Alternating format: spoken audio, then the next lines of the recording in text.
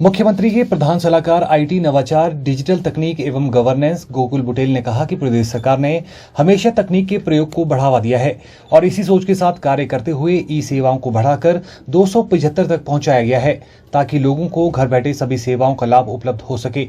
उन्होंने कहा कि सरकार की प्राथमिकता टेक्नोलॉजी डिलीवरी है और इसी दिशा में कार्य करते हुए आने वाले समय में इन ई सेवाओं को बढ़ाकर 300 से अधिक कर दिया जाएगा। गोकुल बुटेल महली में डिजिटल तकनीक एवं गवर्नेंस विभाग कार्यालय आईटी भवन के सभागार में डिजिटल हेल्पलाइन का शुभारंभ करने के उपरांत उपस्थित लोगों को संबोधित कर रहे थे। इस डिजिटल हेल्पलाइन को सरकारी विभागों के अधिकारियों के लिए बनाया गया है ताकि लोगों को सेवा प्रदान करने में आ रही समस्याओं का निदान त्वरित किया जा सके। उन्होंने कहा कि इस हेल्पलाइन को मुख्यमंत्री सेवा संकल्प के साथ जोड़ा गया है। किसी भी ई सेवा एप्लीकेशन एवं पोर्टल से जुड़ी समस्या के लिए सरकारी विभागों के अधिकारी हेल्पलाइन नंबर 01773525100102 पर संपर्क कर सकते हैं। हर पंजीकृत समस्या के लिए एसएमएस के माध्यम से एक टिकट नंबर जनरेट किया जाएगा जिससे समस्या समाधान प्रक्रिया को ट्रैक किया जा सकता है। गोकुल बुटेल ने कहा कि प्रदेश में 2 आईटी पार्क कांगड़ा और शिमला में बनाए जा रहे हैं ताकि प्रदेश के शिक्षित युवाओं को रोजगार के लिए अन्य राज्यों की ओर रुख न करना पड़े। उन्होंने कहा कि प्रदेश सरकार की प्राथमिकता बेरोजगार युवाओं को रोजगार उपलब्ध करवाना है। पिछली सरकार में चाहे वो ई विधान हो, चाहे वो ई डिस्ट्रिक्ट का लॉन्च हो, मुझे बहुत फक्र है कि ये सब मैं वीरभद्र सिंह जी का आईटी सलाहकार था उस समय के ये सारे प्रोजेक्ट्स जो है ये लॉन्च हुए हैं। ई विधान जब हमने पहली बार किया तो लोग हंसते थे क्या चीज़ है।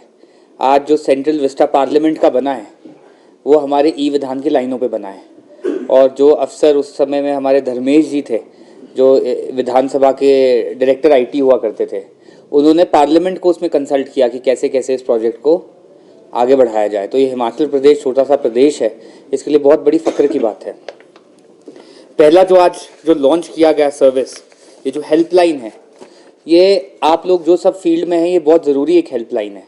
आप देखते हैं कभी आप किसी दफ्तर में जाते हो बोलते हैं सॉफ्टवेयर चल नहीं रहा है, सिस्टम डाउन है, और ऐसा कोई जगह नहीं होती थी जहाँ पे कोई भी सरकारी अफसर या जो वहाँ पे सिस्टम ऑपरेटर बैठा है वो किसी को फ़ोन उठा के फ़ोन कर सके और उसे बता सके, उससे पूछ सके कि सिस्टम क्यों डाउन है या इसमें मुझे क्या दिक्कत आ रही है।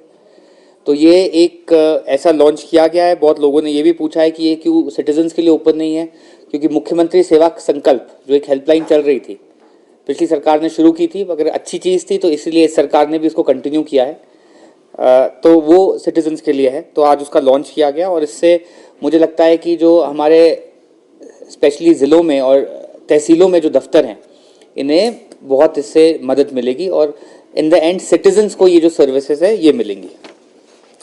दूसरी जो ई डिस्ट्रिक्ट की सर्विस है, मैं एक बात आपको बोलना चाहूँगा। आप देख सकते हैं कि ये सरकार की प्रायोरिटी टेक्नोलॉजी डिलीवरी पे कितनी ज़्यादा है।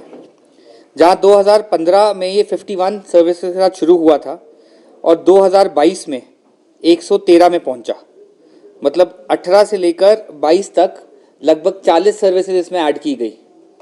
मगर आप 23 और 24 में देखेंगे आज ये नंबर 275 पे है और आने वाले दिनों पे जो है ये जो नंबर है ये 300 350 टच कर जाएगा।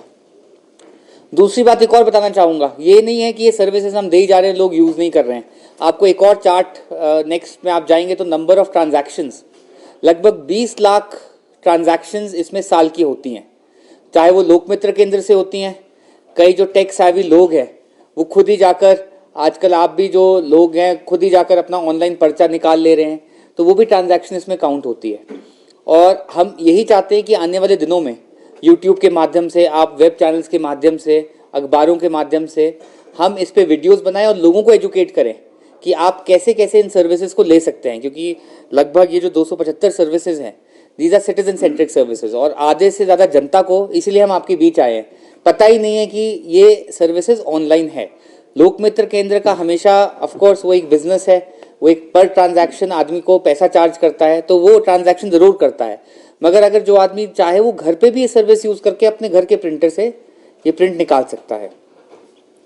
जो थर्ड एप्लीकेशन उन्होंने बताई, जो हमारी सर्वे की एप्लीकेशन है, ये जो सर्वेज हैं ये सरकार के लिए बहुत महत्वपूर्ण है।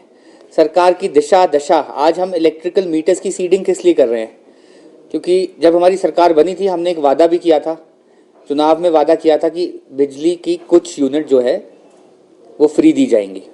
अब उस फ्री को देने के लिए पॉलिसी बनाने के लिए और किन लोगों को दी जाएंगी, अब हमारे पास एक सिस्टम अगले कुछ महीनों में लगभग तैयार है।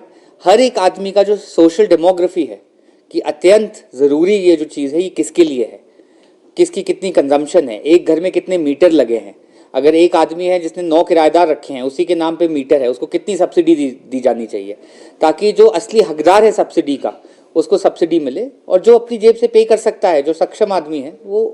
तो ये पॉलिसी मेकिंग में आपको मैं एग्जाम्पल दे रहा हूँ कि ये पॉलिसी मेकिंग में ये जो फाउंडेशन है ये यहाँ से रखी जाएगी। तो ये जो डिपार्टमेंट ऑफ डिजिटल टेक्नोलॉजीज़ है ये एक छोटा डिपार्टमेंट है, बट हर डिपार्टमेंट में इसकी एक छाप है